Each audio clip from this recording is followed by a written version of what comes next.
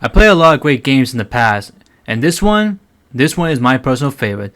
Serious Sam 2 was released back in 2005 for Microsoft Windows and the original Xbox. The game is supposed to be a fully budget Serious Sam game that Crow Team has ever funded. Now, however, when the game first launched, there was a few minor issues. Like, for example, there was this part where you find Duke Nukem's skeleton, which is supposed to be an Easter egg, the reference to Duke Nukem Forever. Well, Duke Nukem's skeleton is kind of like crooked. So that goes to show that there is a bug in this game. That should keep him busy for a while. Now, the story takes place in this part. These creatures, these little alien creatures, are discussing that Mentor is going to take over the world, and so they need a hero to stop him. So they call Serious Sam. Now, Sam is confused about why they call him here, so they explain about what he needs to do. Sam needs to travel to time to collect these pieces known as the medallion pieces. Each piece that he collects, he may be able to defeat Mental. Now, Sam accepts the agreement and he gets teleported to the first level.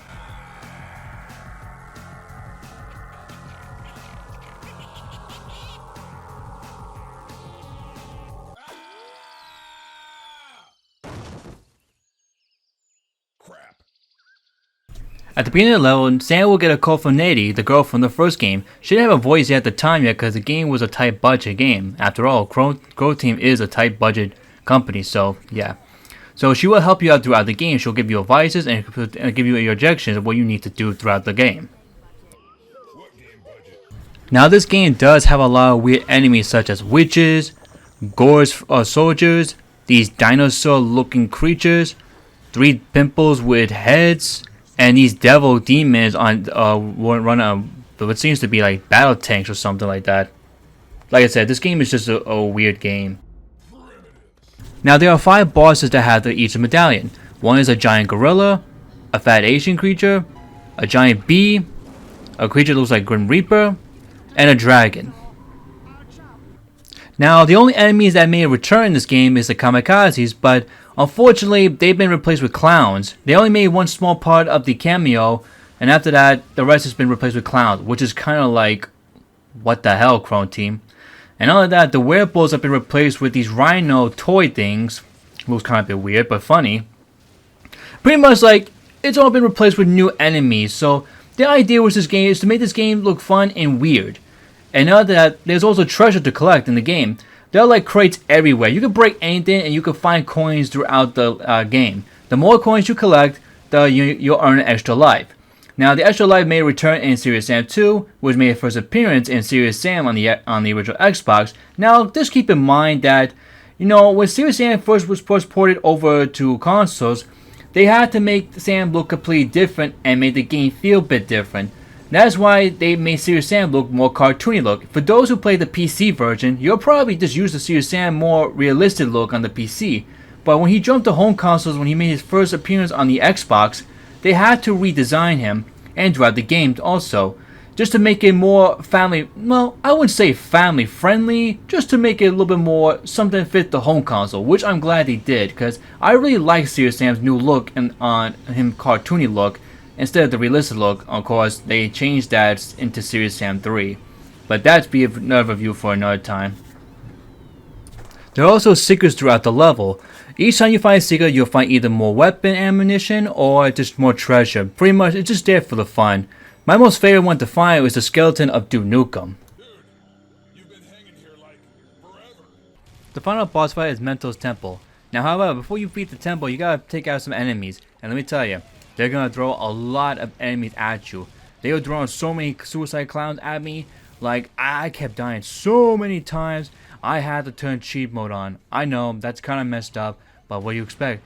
The final boss was so difficult, like, I can't, like, turn around and keep shooting, because, there's just too many enemies at me. So, I had no choice but turn God mode on. I had no choice. But anyways, after you defeat Temple's boss fight, Zan will go in to meet him one by one, and after that, well, you get this.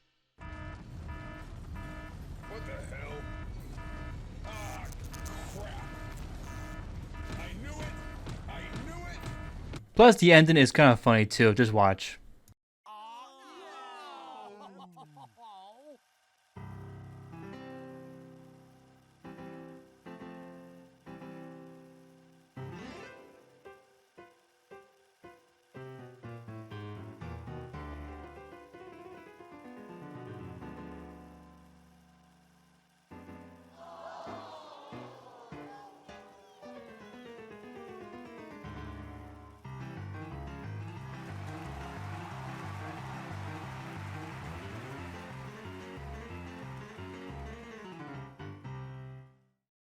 So, what can I say about Serious Sam 2? Honestly, it's so fun. I really love this game. It's actually one of my favorite out of the Serious Sam series. Now, I do recommend this game for everybody. I mean, it's fun and it was kind of funny. They did work mostly on the humor, so it was kind of worth saying. And of course, it's not a bad game. It's just that it's just an awkward game. That's all I can say about it. The shooting mechanic in this game is really good. Shooting feels good and everything. I do recommend it for everybody. Everybody should buy this game. It's very fun. This is the part I also gotta mention that I do have an updated version of this game, believe it or not. This game got released on Steam back in 2012 with some with polished stuff. Like they added more details, and the graphics much better now compared to how it was back in the day. I will be reviewing the Xbox version at some point in the future just to show you the comparison video. Like I said, that'll be in the future. But other than that, the updated version is really good, and they added some a lot of details into this game now, something you don't see on the original release. So I'm gonna give Serious Sam 2 a 5 out of 5. Okay, that's how good this game is. So definitely, guys, go on Steam and buy it. It's worth the money. So other than that, guys, hope you guys enjoy this video, and I'll see you all in the next one. Take it easy.